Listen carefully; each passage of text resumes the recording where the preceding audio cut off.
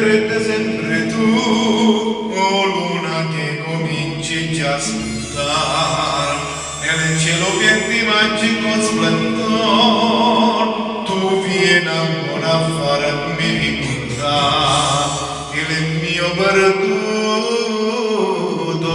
amore. Tu che mi sorridi verde luna, tu che già conosci la mia pena, sai che dentro di mi sta lontano, verde luna, ma l'attesa è vana.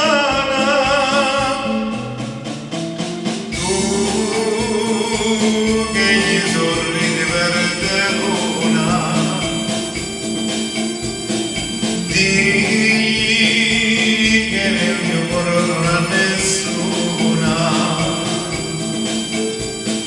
digli che io l'amo più di prima, verde luna, forse allora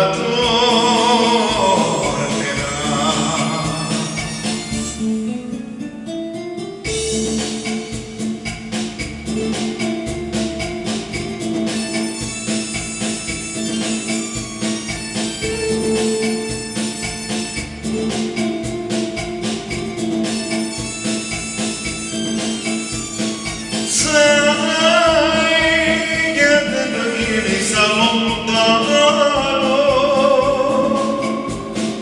verde luna, ma l'attesa è banana. Tu che gli sorridi verde luna, digli che nel mio cuore non ha nessuna,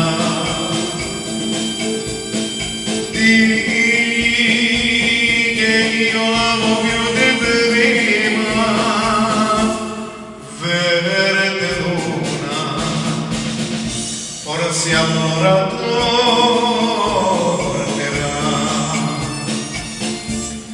verde luna, forse allora tornerà.